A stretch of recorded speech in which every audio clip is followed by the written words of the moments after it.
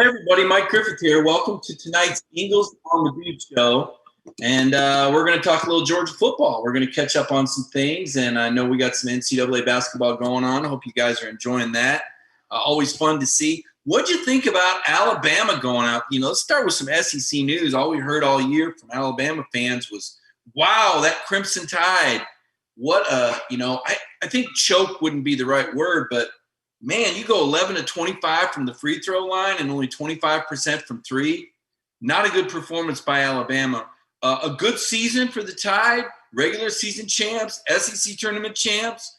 This is what I don't like about college basketball, right? I know a lot of people like March Madness, so I don't want to upset everybody. But what I like about college football better than college basketball is I like the way the playoff ends. Maybe you can make the argument you need 8 teams instead of 4. But the important thing to me about college football that makes it so magical is the regular season means so much. College basketball, it's like, yeah, all you got to do is make the tournament, right? Yeah, there's some good games, but if your team loses, you kind of shrug and go, it's just one game. College football, your team loses, man, you got to live with that other team's fan base for a year. I know Georgia fans right now, all those Florida fans keep talking about beating Georgia. Even though Georgia was clearly a better football team, Florida caught them at the right time. And that's a big part of how college football works, is when do you play these teams, right? It sure did hurt Georgia to have 4 guys go down with injuries in that Kentucky game and have Richard LeCounte crash that motorcycle. If Georgia plays Florida the first 3 or 4 weeks of the season, I don't have any doubt in my mind that Georgia would have hammered Florida. But as it was, Florida I think they caught a break. They had 2 out of 3 weeks off with COVID tracing, and then they went out and beat the heck out of Missouri, and they were ready for Georgia. They played 1 game in 3 weeks. Georgia, meanwhile, gotten in a dogfight with Kentucky, very physical football game, had all those defensive guys get knocked out. Jordan Davis, he was out. You think about who didn't play against Florida: Jordan Davis, Kenny McIntosh, George Pickens. And then Stetson Bennett gets injured when you're up 14-0, just 3 minutes into the game, you're killing him. So, and then he goes out with his shoulder. Dwan struggles. Bennett comes back in injured, can't get anything done. And that's all she wrote. Give Florida credit. They won last year's game, but, it has everything to do with when they played them. So tonight I wanted to talk about over-under win totals. And I always have fun with that. I always enjoy seeing those numbers and those stats and those projections. I found it on Twitter today. It looks like Alabama is at 10.5. It looks like Arkansas is at 3.5. Auburn's at 8.5. Georgia at 10.5. Kentucky 6.5. LSU 9.5. Interesting numbers here on these over-unders on win totals. And I'll be very curious to see how that pans out. So I thought, well, I'm going to go ahead and take a look at the Georgia football schedule. And let me see what I think Georgia should win. I'm not sure. So I guess let's go through this together. I haven't even rehearsed this, right? I just said, let me call it up. Let me talk to folks on the show about it tonight on our Eagles on the Beach show. Let's take a look at the Georgia schedule. And we see they open with Clemson. To me, Clemson is a game that Georgia will be favored in. I'm not going to say they should win. I think they will win. I'm kind of reserved still. I know Kirby's talked about wanting to see some continuity on the offensive line. There's a lot of competition. There's a lot of 5-stars there. I think you should feel good and optimistic, but it's not settled. Certainly JT Daniels looks great. And, yeah, you lost Pickens, and he was a go-to guy. There's no 2 ways about it. You could try to double him. He's still going to get open. He was going to be Georgia's Julio Jones. But he's out, and indefinitely. And you may not see him at all next year. What you will see is a lot of different players contribute. With George out, that's about 120 targets that's up for grabs now between guys like Jermaine Burton and Dominic Blaylock and Kieris Jackson. We're hearing a lot about Justin Robinson lately. He's had a pretty good spring. Tough kid from Eagles Christian, a guy that, went through a broken hand and a shoulder last year and even a little bit of a knee. So he's a tough kid that's battled through some injuries. Another big target. Maybe this is the year for D-Rob. Demetrius Robertson's a guy that, let's face it, he's had a tough year. and he did come back for another year. And I think this gives him an opportunity to step up. And then, of course, you got the tight ends, right? Brock Bowers is a guy, he was the first guy that Kirby mentioned when he talked about how the Pickens injury wasn't going to be putting it on another receiver. It was going to be putting it on everybody. So, the incoming freshman, Brock Bowers, right?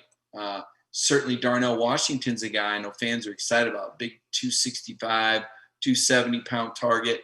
Kirby talked about the conditioning last year. If Darnell's in prime condition, he could be tough. And he's a dual threat tight end. Not only can he go out and get open, and you've seen his hands. The hands are amazing. He's got NFL hands, but he can block. He can really knock you back, and that makes him a tough matchup because – he's good enough that if you try to put a linebacker on him, I think he can beat a linebacker, but he's big enough that you can't really cover him with a safety. So he's going to create some matchup problems. I think John Fitzpatrick is another guy that's quietly gotten better. Maybe not much of a threat after the catch, but with his size and his catch radius as big as he is, I think Fitzpatrick is going to be in line for a really good year. Kirby keeps sending him out for interviews, right? So that must tell you something. So I think that while George Pickens being out, certainly a blow, and it's disappointing because I think George was going to I think he was going to approach 100 catches, maybe even go over. I know he was off to a great start, but it also makes Georgia maybe in some respects a little tougher to prepare for because who's going to get you, right? I wrote today 3 key things that Kirby said during this offseason that I think really resonated with me. And one of them was about the offense and how everybody was going to be involved. Well, here's what that tells me based on what I've seen from Georgia in the past and based on what I know about the air raid and Todd Monken. There's always an answer for the air raid. When JT Daniels goes to the line, that defense is giving you something. You've got to figure out what it is, right? And that's based on their alignment. Now, JT is a really sharp guy. He's a lot like Jake Fromm. These guys are coaches at the line of scrimmage. They're able to read the defense and figure out what the defense is doing and get you into the right play. You saw the value of that last year. I thought Stetson did a pretty good job with that. But I think JT takes it to another level. I mean, if you read some of the stories I've written on JT, talking to his coaches from high school, this is a guy that was diagramming plays on a high school level as a 6th grader, and they identified that. This is a guy that was starting at Mater Dei from his freshman year on. He was the National Freshman of the Year. He was the National Sophomore of the Year. And then his junior year, he was the National Player of the Year, and he won a national title. Then what should have been his senior year, he was at USC. Now, USC struggled. They had some protection issues. JT threw some picks. And so his freshman year with USC going 5-6, it was almost as if he went from all the hype of being the number 3 guy in his class behind Trevor Lawrence, behind Justin Fields, to like just kind of falling off the map. And when he transferred to Georgia, there's a lot of people saying, well, he couldn't beat out Kaden Slovis. Well, that's not what happened. He did beat out Slovis. He was the starter at the beginning of the 2019 season. He got injured. And then once he was injured, he saw how well Slovis did, and Slovis built a really good relationship with the offensive coordinator.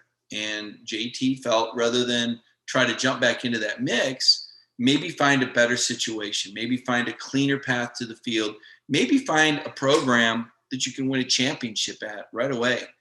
And so there was a lot of interest from programs, LSU, Ohio State, Michigan, and Tennessee, especially Tennessee, really pushed for JT Daniels. And when you looked at Georgia, you thought, well, there's Jamie Newman and there's Dwan Mathis and there's Carson Beck.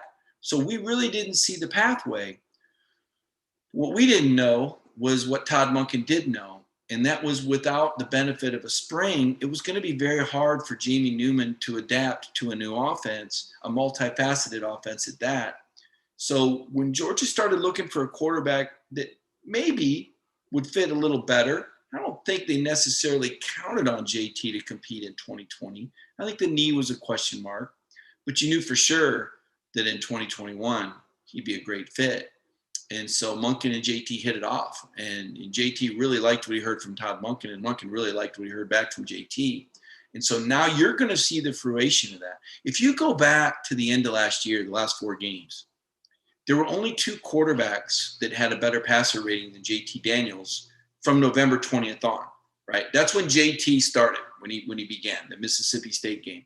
You look at those last 4 games, only Mac Jones and Zach Wilson of BYU had higher passer ratings those last 4 games. JT's numbers were better than Justin Fields the last 4 games. They're better than Sam's at North Carolina. His last name slips my mind right now. Sam Howell, maybe. They were better than all those other numbers. And that was the last 4 games. And that was with JT having played scout team all year, right? Eric Zier talked a lot about that with Buck Bellew on a 680 The Fan show, and I wrote about that. But when Eric Zier is calling you out with praise, that means a lot. I think Eric Zier is one of the all-time great quarterbacks in SEC history. I don't think he gets his due. I mean, when Eric finished at Georgia, he was the SEC's all-time leading passer. And I don't think he really got full credit. That was before social media. College football was a lot more regional. You know, people across the country didn't really follow the SEC like they do now with the SEC network and with the programming the way it is. So Eric's career, if Eric played now, he would have gotten much more pop.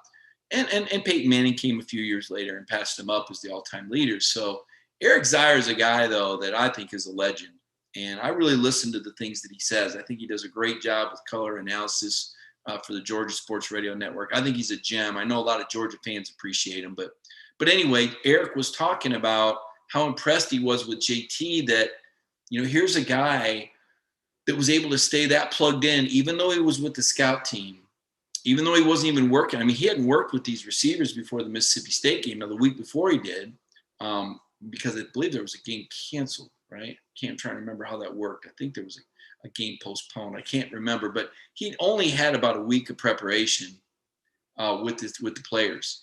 You know, he practiced with them in the fall, back in August and September before the season started, but he hadn't been with them in a couple months. So for him to come back in and throw for 4 touchdowns and 400 yards in that first start, that was pretty amazing. To this day, that was one of the more amazing performances I've seen as a college football writer. You could say Mississippi State's not the greatest team, but to see those bombs, watching, you know, JT stretch the field like he did, it was one bomb after another.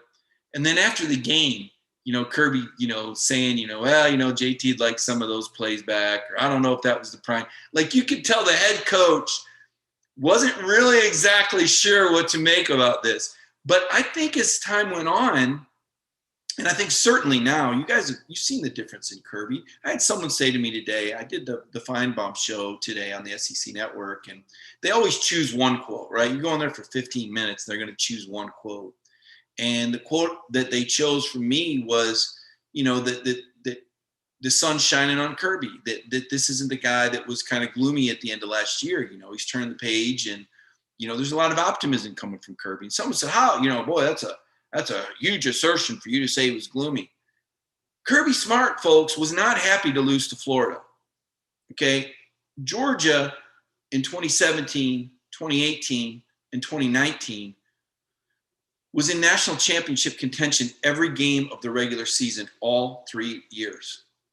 All 3 years, up to the SEC title game. They were national, every game had national championship implications from Georgia the entire regular season in 17, 18, and 19. And when they lost that game to Florida, they lost control of that for the first time since 2016. Of course Kirby wasn't happy. Of course he was disappointed. The guy burns competition. So it's not a leap. Of course he was upset. That doesn't mean he's not a good coach. That doesn't mean he's not, you know, getting his players fired up. Doesn't mean he's not doing a great job recruiting. But he ain't going to be happy if he's not winning championships. If Kirby doesn't win the East, you know, listen, he wants to win. Now, he doesn't talk about it a lot because he tells you, hey, what good's talking about it? You don't win games by talking about it. Kirby's a show me kind of guy. Remember we talk with our helmets kind of thing. So he's not into the hype. He's not into all that stuff. And he's pretty transparent. And when they're winning games, he's happy. He says, how about them blank dogs? And when they're losing games, he's upset. And that's the way it ought to be. So that's not an insult to Kirby to say that he was kind of gloomy at the end of last year. He was. Kirby's here to win championships, just like you want. This is the guy you want. You want a guy that's upset. You think Nick Saban's happy When he ain't winning titles? Of course not. Think Urban Meyer? No. Show me a good loser, and I'll show you a loser. Who was it that said it? I can't remember, but I believe that quote. So my message today was really just about how much optimism and what a good vibe there is in Athens. I don't know about you, but I feel so much better about this program and the direction of it than the end of last year. I mean, there were some disappointing things that happened. Richard LeCounte's motorcycle accident was probably the most disturbing and disappointing thing because Richard's such a fan favorite and such a good guy. I think a person that we all, root for as an individual. Certainly I do, because I think he's a good person, and his mom, Erica, is a wonderful person as well. You want to see good things happen, and that was just a tough break. Jordan Davis, the quarterback situation, right? So what I'm saying is 2020 is in the rearview mirror, and now it's 2021, and I think they should and will beat Clemson. UAB, definitely a win. South Carolina, slam dunk win. Vanderbilt, I mean, will Kirby score 100 on these guys? I mean, really. Vanderbilt took a piece of Georgia Senior's legacy. They took something from Kirby's first class, and those guys can't get it back. They would have beat Vanderbilt, and they would have been the winningest class in Georgia history, and Vanderbilt took that from them. They stole it. They chickened out. They didn't want to play Georgia, so they canceled 1 week, and then they managed to play against Tennessee their game the next week, and then they canceled again. And Greg McGarity told us it was going to happen, and they did it. And I still think it was wrong. And people, I said, no. They could have played. They could have played. I think it was cowardice. I think it's a mark on that program. I've always been a guy that's kind of pulled for the underdog. If Vanderbilt knocked somebody off, I'd say, well, good for Vandy. That changed my perception of Vanderbilt football. I thought it was cowardice. I didn't like the things I was hearing about some of the stuff going on with the female kicker and how they reacted to that in the locker room. I was very disappointed with that program. Maybe Clark Lee can change my mind and get it back in a good direction. Like Sam Pittman has at Arkansas. That's going to be the October 2nd game at Sanford Stadium. And while I think Georgia will win, I absolutely believe that Sam Pittman's Razorbacks are going to give Georgia all they want. And it's not just because of Sam. Arkansas brings back 20 starters. I think all their defensive guys are back. I think they're going to have like 16 seniors that came. Some ridiculous number of seniors came back. Sam did a podcast with us on one of these Monday night shows. You can find it in our YouTube gallery or in our YouTube videos when Sam was on. You just get a feeling that Arkansas is back. Now, I don't know if they're going to win the West, but I wouldn't be surprised to see Arkansas with 6 or 7 wins next season, maybe even 8. Then you got Auburn at Jordan-Hare. This is the game you kind of circle. I do, at least, because Bo Nix is a guy that I like Bo Nix. Now, some people will say they think he's garbage and he doesn't throw the ball, but I like the intangibles that Bo Nix has. I think he's a winner. I think he's a leader. He's a third-year quarterback. And to me, this is the first guy. I mean, the Clemson, obviously, DJ Ngalai and Clemson could exploit Georgia's secondary. But after that, I know UAB's got their starting quarterback back, but I don't think UAB is a team that can exploit Georgia's young secondary, nor do I think South Carolina will or can. Certainly Vanderbilt can't. Arkansas, Felipe Franks went pro. But that Auburn game, to me, will really be the first time since the opener that the Georgia secondary could be challenged. Because I think the Auburn offensive line will be better. Remember last year, I think 4 out of their 5 starters were new. That's largely why they look so bad against Georgia. Part of the reason Gus got fired. He didn't do a good job keeping his offensive line stacked. And he gave up the play calling, which just didn't make any sense to me. And I said that. So Auburn could be a test. Kentucky's become a physical team. Kentucky has become a tough game. They really have. Now, Georgia's won. I don't feel like Georgia's really been threatened to lose against Kentucky. But that 21-0 win in the rain and the 14-3 game last year, I mean, that was some slobber knocker football. And Kentucky plays you tough. And Georgia has an off week after that. And then they play Florida in Jacksonville, a game currently contracted to stay in Jacksonville through 2023. I don't think Florida next season has what it takes to beat Georgia. I didn't think they did last year either. But they did have Kyle Trask coming back. And I'm not certain what I think about this quarterback yet. think Trask had a really good year. I think Kadarius Toney had a breakout season. Certainly Kyle Pitts. Those guys are gone, right? So they lost a few senior receivers. They lost Trask, and I think their defense is going to be a little young. So I don't think Florida's going to be a close game. I think Georgia probably wins that by 3 touchdowns, presuming JT Daniels stay healthy. Then you got Missouri, and yeah, Missouri, they're kind of, every time you count Missouri out, it seems like they play it close. I don't know. Eli Drinkwitz made the mistake last year, and I thought it was a mistake because while Kirby doesn't talk trash, I think he picks up on it when other people say things. And when Eli said that game last year was going to be a measuring stick for Missouri, I think Kirby said, okay, let's measure.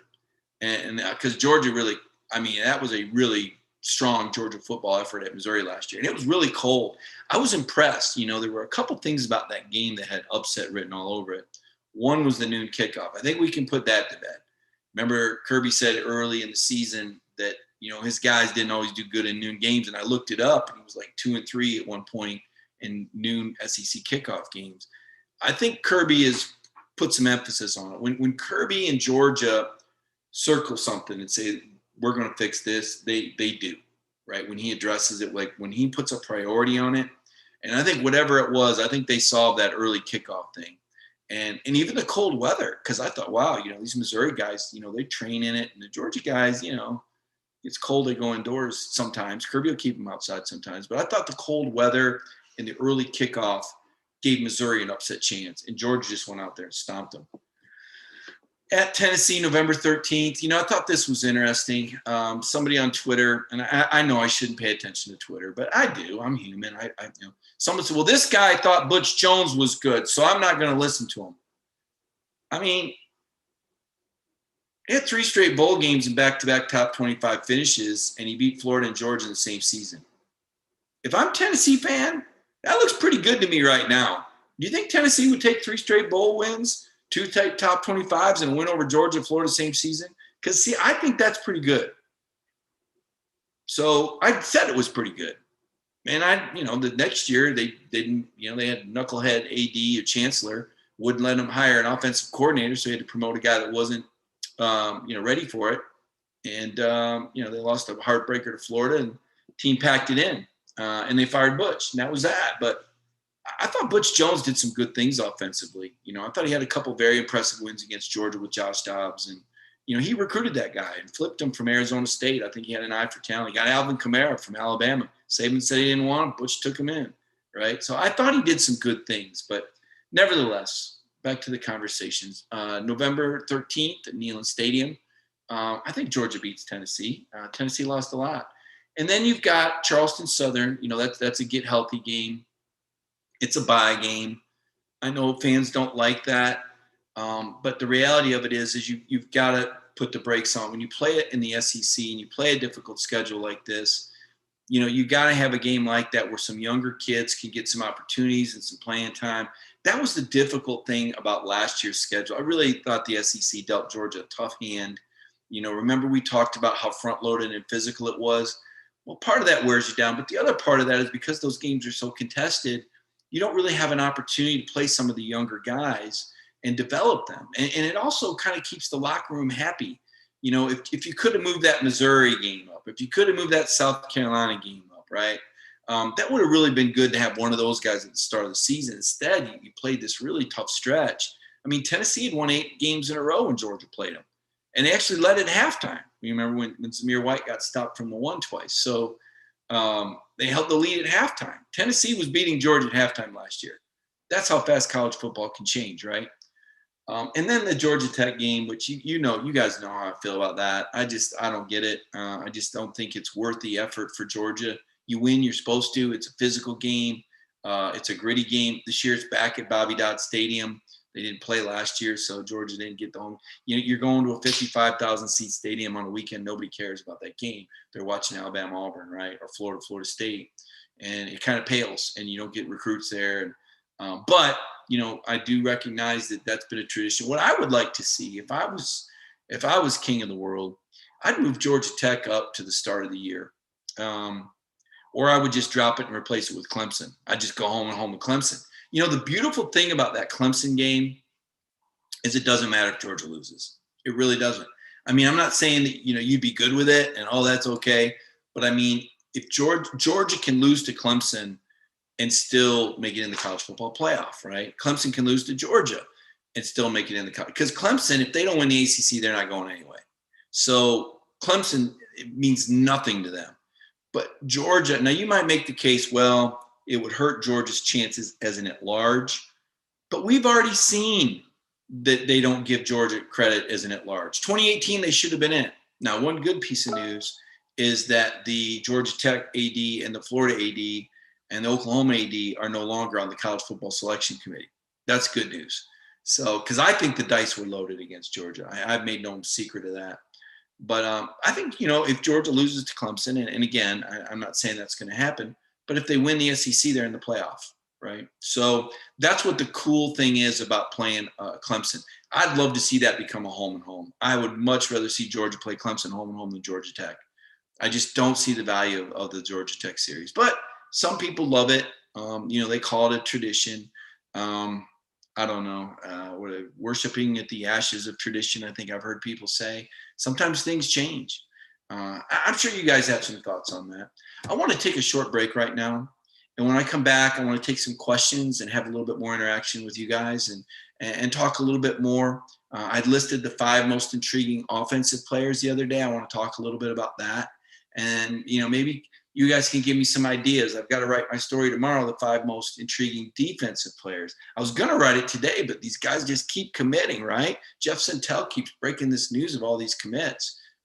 Such great news for Georgia. Kirby's on a roll. But let's take a break for a moment. You talk about being on a roll, huh? How about Ingles, right? Have they not been on a roll the way they've continued to deliver? I mean, throughout the pandemic, Ingles was there for all of us. Certainly helped my family out. Those frontline workers that continue to get us the supplies. And now as more and more people get vaccinated and our society picks up momentum, Ingles continues to serve, continues to be your grocery store. Let's take a moment and recognize Ingles. It's in our hearts to feel for you. There's been ups and downs, turnarounds, good days and some bad. But we stand together for worse and for better. We'll always have your back. With open arms, heart to heart, hand in hand. Community strong. Well, welcome back to the program. Mike Griffith here. It's the second half, an abbreviated second half, admittedly. I'm getting on my phone right now.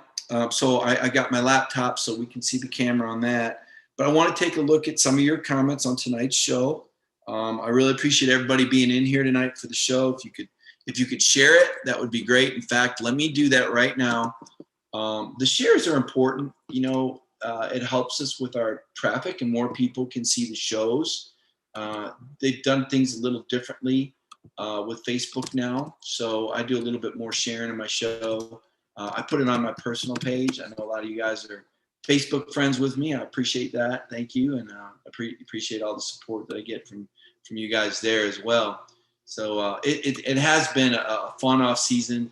There's been some momentum. It's so nice to have spring football. I wish I could be out there watching some of it. But I do understand why Georgia has it locked down still. I understand the tight regulations on that. It's been nice to hear from Coach Kirby Smart. Tomorrow night, we'll have some players out there that'll be doing interviews, and I look forward to that as well. I know you guys do too. Not sure who they're going to bring out, but Kirby usually sends us some interesting guys. There's some new faces and some new names. And, a minute ago, I was talking about how gosh, I'm trying to multitask here. My brain's not working. I was talking about my 5 most intriguing offensive players. And now that doesn't mean that I think they're going to be the best players. It's just, to me, they're like the most intriguing, right? And so my thought is these are the guys I can't wait to see what do they do this season and how good are they? So they may not even be the starter, right? So like Carson Beck. What's going to happen with Carson Beck? Is he going to be the number 2? Is he going to beat out Stetson? Is he going to hold off Brock Vandegrift? I mean, I've heard great things about Carson 2 years, great athlete. We remember that Aaron Murray said he looked the best in that one scrimmage. But from what I understand, he's learning the playbook. He's gotten bigger, stronger, faster. But hey, Stetson Bennett's a good quarterback, right? Or good enough quarterback. And I think he's earned some trust with Kirby, So I don't think it's a given that Carson passes him up. And then Vandergrift's got a big arm. Now, I don't know how quickly Brock can learn this offense. It's complex. Brock's a smart kid, though. And can Brock catch Carson, right? And we won't even get into Gunner next year. So to me, Carson's intriguing. Dejon Edwards is a guy. When we had Monty Rice on the show, I know you guys enjoyed Monty. I did. And good to see Monty run a low 4.5 or high 4.5 number, break that 4.6. Monty had a really good pro day, really helped himself out, probably third, fourth round pick. But Monty said, hey, look out for Dejon Edwards. Players know. If Monty Rice is telling us to look out for Dejon Edwards, I'm going to look out for Dejon Edwards. Now, I think Kenny McIntosh is the best all-around back, but he's missing spring with the elbow. Kendall Milton is a guy I think is going to have a great spring and make big gains. James Cook, exciting player. I think Cook will be a guy that really picks up targets with George out. And, of course, Zamir White. And you know what you're going to get from Zamir. He's a blue-collar back. He's going to get you what's there. He's going to pass protect. He's going to be a leader. He's going to give you all he's got. But could Dejon Edwards, could he be a benefactor of the Pickens injury? Might he now somehow, if Cook gets used more in a receiver slot position, and I don't know that that's going to happen. It's up to Todd Monken to figure out how to get the best guys on the field and exploit the matchups. But Dejon Edwards is intriguing to me. Broderick Jones, a guy that, needed to get bigger, stronger, and has done that. Here and now he's between 310, 315. And yet still, I know they want more power out of Broderick Jones. Can he get powerful enough to win that left tackle job? It's a tall order. Xavier Truss is in year 3, kid from Rhode Island. Kirby talked about him last week. I've got questions, right? But Broderick Jones is a guy, could be a future first-round talent. I mean, he's that talented of a kid. His feet are that good. Amarius Mims, just a matter of time. I mean, he's an absolute monster. I'm hearing he's just a great prospect. So 3 potential answers there at left tackle. Then you wonder, well, what about Warren McClendon at right tackle? Warren better work hard. Warren was a freshman All-American. That doesn't mean you're going to hold your job at Georgia, right? Because they recruit really well here, and Matt Luke can develop guys. So Broderick Jones was another guy that I thought was really intriguing. He was on my most intriguing list as well. Brock Bowers is a guy. Kirby's mentioned him. He's a freshman. He's got good speed and good hands. Certainly we know about Darnell Washington. We saw a sneak preview of that. But can Brock Bowers enter the scene and kind of be like a George Kittle kind of guy? That's kind of the vibe. It's kind of what I'm hearing. So those are some of the guys on offense that I had on most intriguing. Defense, I can already tell you, Adam Anderson is without a doubt the guy that I can't wait to see. I mean, Kirby's talking about using him as a star. And Kirby will say, well, that's just our outside guy in a 3-4. Well, yeah, coach, it is. But Mark Webb was that guy last year, 210. Adam is a little bit more linebacker. It's a hybrid, star is kind of a hybrid linebacker DB position. It's like the old monster guy back in, if you remember the monster man on defenses back in the day, kind of a bigger defensive back that was strong and tough enough to play like a linebacker, but fleet enough and skilled enough to cover. And Kirby talking about doing some things to challenge Adam Anderson and have him work in coverage a little bit. That's intriguing to me. If Adam can be that kind of guy, he's going to make a lot of money. I think he's going to make a lot of money anyway, because we know that he's a pass rush extraordinaire with just how quick he is. But the benefit of Adam Anderson working out as a star, if he can pull this off, this is how you get Adam and Nolan Smith on the field at the same time. And I think that's big, because I think Nolan Smith is poised to have a big year. He's heard a lot about Azeez Ojulari playing ahead of him. And now Nolan, a former number 1 overall recruit, is finally going to get a chance to show what he can do. And I think that's going to be really fascinating. So those are 2 of the guys right there as a sneak preview. I haven't written the story yet. I'm going to take a look at some of your comments now, because I do appreciate the audience. Appreciate you guys watching. What do we got here? Wes Underwood, how do I get a badge? Wes, I don't know how that works. I don't have anything to do with the badges. I know that's kind of a thing for commenters. I wish I had like a button I could click, because I would certainly reward the people that say the nicest things about me, or that comment or that follow. But I don't know how the badges work, so I can't answer that question. I'm sorry. Tennille We talking about a modern day Rudy? Are we talking about Stetson? I made the comment that he's better than Rudy. Rudy didn't really do much. I mean, the Stetson Bennett story is pretty darn amazing. And if he doesn't get hurt against Florida, he beats Florida. Stetson beats Florida. If he doesn't get the shoulder injury, Georgia beats Florida. And Georgia plays Alabama again. Now, do I think they would have beat Alabama with Stetson? Probably not, even in a rematch. But I truly believe that. And so he's better than he's better than Rudy. Yeah, for sure. What else we got here, guys? Looking at your comments here tonight. Appreciate all the action we're getting. Rick Martin says all the UGA fans are getting their hopes up. I've been a UGA fan over 50 years, and I can tell you something will go wrong. Rick, come on now, Rick. You can't bring that kind of karma. That's not good, Rick. I don't think the Georgia guy, you got to think about something. Think about this, because I think fans sometimes read a little too much into this. We look at it as people that have watched SEC football for a long time, and we go, well, it's just that program's just really had our number. Well, you know what? These players, they haven't been here more than 2 or 3 years, most of them. They don't have some feeling of gloom and doom. They weren't here for the 2017 second and 26. Most of them weren't even here for 2018. Most of these guys only played Alabama once and said, we were beating them at halftime at their place. We didn't even have JT yet. Right? So, you may have the recency bias of some losses, but these players, they got short memories. Like, last time Florida came to game in the Sanford Stadium, they killed us. So let's just keep. These guys weren't even born yet. They have no record. They don't know who Steve Spurrier is. They don't know. He's that old guy, isn't he? Hey, they don't quake in fear of Steve Spurrier or have these hangovers from the 90s. They watch SEC Network. They don't know Chris Doring. They don't know who he was.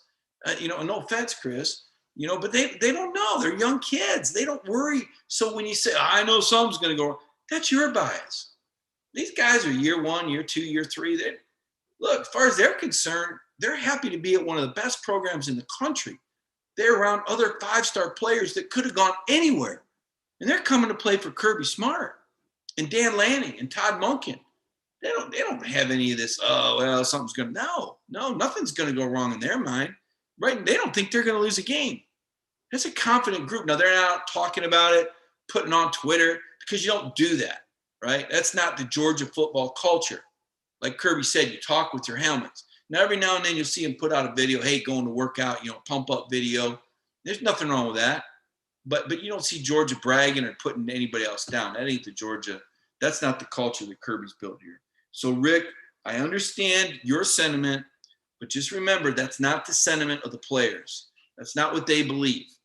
So, history is one thing, but these kids live in the now. And they don't really care a lot about history. If they did, they'd be asking me all about covering Alabama and Auburn and Tennessee in the 1990s. But they don't even know that, and they don't care, right? And I don't care, because that was then and this is now. People say, oh, Mike, you cover all these teams. Which one's your favorite? I like them all. Every era, every chapter has been great. Covering Auburn with Terry Bowden in 93 and 94, it was awesome. I saw him beat Spurrier twice his first 2 years as a coach. Covering Alabama with Gene Stallings, we've covered this ground. Covering Tennessee when they won a 98 national title, pretty awesome. Michigan State Rose Bowl, that was great, right? Even Butch Jones had a few highlights in there, a lot of drama. But Georgia, man, Georgia's first class, everything. Everything with Georgia's first class. The fans are first class. The stadium's first class. Athens is first class. That's why I don't know why you ever want to give a game away. Everything about Georgia football is first class. There's nothing that I look at and say, yeah, that could be better, except for the scheduling. And we've talked about that. So let's see. What else you guys got for me here tonight? Yeah, Jan Armistead said Trust better has his act together. I'm with you, Jan. I thought Kirby, I don't want to say put Truss on notice, but when the Providence, Rhode Island reporter was on the Zoom call the other day and asked about Xavier, Kirby said he's working very hard. He said, he's a really nice young man to be around. He pointed out that he came from a different level of high school football than what he's competing with in the South. And, he said sometimes he'd like to see him play with more emotion. I mean, that's the head coach telling Xavier Truss, hey, man, I need to see more emotion out of you. This is an emotional game, right? So I wouldn't say that's putting him on notice, but I think that's Kirby giving him constructive criticism in a roundabout way. And Kirby's not going to say anything on Zoom about a player that he hasn't already said to him, or that a position coach hasn't always said to him. Kirby doesn't call out his players in a negative way. Really, he doesn't. Now, he'll let you know when he's disappointed, but he's not telling you anything the player doesn't already know. Kirby prefers to be transparent. That's all. And I think most of you are glad that he's like that. I think it makes Kirby more fun to cover, because people are like, man, he could be pretty ornery. Well, sure he can. But I'd rather him be ornery if that's how he's feeling than fake it. I don't want some coach faking it. I don't want some coach acting all happy and cheery when, I don't want that. I want to know what Kirby's really thinking. I want to know how he really feels. And I'm good with that, because football is a passionate game. It is. Like I said, the basketball guys can be cool and stay even because you play 31 games. But football, man, you only get what? I guess you could get 15. That's not many opportunities. You work 365 days a year so that you can play a guaranteed 12-game schedule? Only 12 games. Think about that. Not 30, not Major League Baseball 162, not the NBA 82 or 90, 12. So those games mean so much. So much goes into them. And I think that's why we like football so much. That's why I like football. Matt Telley respects the heck out of Stetson Bennett. But he says he hopes that we don't see him in a game. Oh, Tally, you are the king of irony. I understand what you're saying. I'll leave your comment as it is because I do understand what you mean. What do we got here? Well, we've got so looking at the Facebook comments. Tally is really lighting it up. Love those Matt Tally comments. Correct me up here. Steve Highland's calling Rick out for having a bad attitude. I like it when you guys police each other. That's what I mean about the Georgia fans. You guys really police each other. You keep it positive. Something else that was pretty cool that happened recently. And I was talking to Ray Goff the other night. And I'm a fan of Ray Goff. I'm a fan of Ray Goff, the person, because I don't think Ray Goff gets enough love. I don't. I know that his tenure as a head coach wasn't scintillating. He did recruit Kirby Smart to Georgia, though. That's kind of important. He also recruited Will Muschamp to Georgia, and that probably is important too. Will was a walk-on, but, got a scholarship under Ray. Ray brought in a lot of good guys to Georgia. He really did. And Ray was a Georgia Bulldog himself. I almost feel like the Georgia fans are really good about admiring and respecting their former players. But maybe a lot of people don't remember that Ray was the 1976 SEC Player of the Year. That's not easy to do. And he won an SEC championship as a player. And then he worked under Coach Dooley for 8 years as an assistant coach, a loyal assistant, and then 7 years as the head coach. So Ray Goff put in 19 good years at Georgia that he gave of his life. And I think he's a good man. I know he's a good man. And, now he's an upstanding member of the community. Certainly he's enjoyed some success as a businessman with Zaxby's, a local chain that I think everyone enjoys. Certainly they're based right over here by Athens. That's a very reputable company. And Ray's a big part of that. And he's a big part of Georgia history. When I had him on the show last summer, maybe it was the summer before, I can't remember. It all kind of runs together. It might have been last summer. Kirby Smart wanted to come on and talk to Ray Goff. Like, he wanted to surprise his coach. That's what Ray Goff means. And I want to see Ray Goff in the Circle of Honor. And I understand that there's certain provisions, right? So Ray graduated from Georgia. Now they say you got to be an All-American. Well, there's swimming All-Americans up there. How many swimming All-Americans are there every year? But he was the SEC Player of the Year. It's not Ray's fault that the All-American committee that dropped the ball. I mean, if you're the SEC Player of the Year, that to me equals All-American. So to me, Ray belongs in the circle. Like, I believe that should happen. I don't know why it hasn't, but I think it's an oversight. Much like I think that Herschel Walker as a player should have a statue on campus. That's one area I think Georgia could do a little bit better. I love the statue of Coach Dooley by the football building. That is so cool. But I think Georgia could do a little bit better with Ray Goff and Herschel Walker. Okay. Now, I'm not going to get into the politics of Herschel Walker. All right. I'm just saying, as a running back, he deserves to have a statue or some sort of monument, because he is, in my opinion, the greatest offensive player that Georgia's ever had. And David Pollock is the most decorated defensive player. And I think sooner or later, we got to start talking about what can Georgia do for David Pollock. I think David does a great job on the SEC network. David is another one of these guys that's not just going to whistle Dixie, for you and just tell you what you want to hear. And sometimes that rubs people the wrong way. But I find that refreshing as a journalist and as a person. I guess because I think I'm that way too. I like people that when they're having a bad day, it, right? That doesn't mean they're rude, but they're who they are. They're going to say what they mean and mean what they say, because that's not always politically correct. And in this day and age, I think we're all very careful and very sensitive to one another, but not to the point of not being true to yourself or sharing your honest to goodness opinion. I mean, I've gotten myself in some hot water on Twitter and on Feinbaum when I said, at the time I said Kyle Trask would be the number 4, number 5 guy in the Heisman race. And for 2 weeks, I was just the dumbest person on the planet.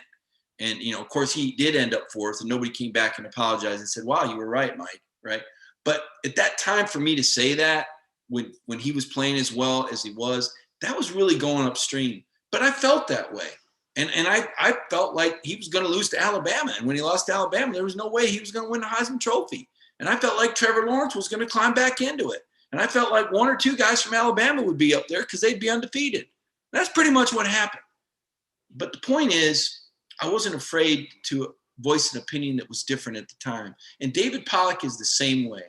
And even sometimes, to the chagrin of Georgia fans, David will be negative against Georgia if he believes it's applicable. And I respect him for that. Georgia fans are like, I might respect him, but we don't like to hear it. I get it, but he's a professional broadcaster, and he's got to maintain that objectivity. He doesn't want to be looked at as a homer, right? Desmond Howard, and I'm not just saying this because I'm a Michigan State guy and Des went to Michigan, but sometimes Desmond Howard makes Michigan picks, and it's like, come on, Desmond Howard. Do you really believe that, Des? But I like Des because Des can move me. He'll irritate me, and I realize that that's part of his magic. Just like some people say I irritate them, believe it or not. But I enjoy the fact that when I watch Desmond Howard, he's going to move me emotionally, right? I know I'm a sucker. I'm signing up for it. At some point, Desmond Howard's going to say something I'm going to get irritated by. But I'm going to react to it. I'm not just going to sit there and go, man, is this boring. Desmond Howard is going to say something so ridiculous. I'm going to go, oh, my gosh, seriously, man? Right? And then there's going to be other people that go, I agree with Desmond Howard. Polarizing, right? So I like that. And David can be but I like that. That's his job as a broadcaster. I think he does a good job. But Herschel, those politics, again, I don't want to touch that. I'm not going to go there. But as a football player, and I've met Herschel, he's an incredible gentleman. He's an incredible ambassador.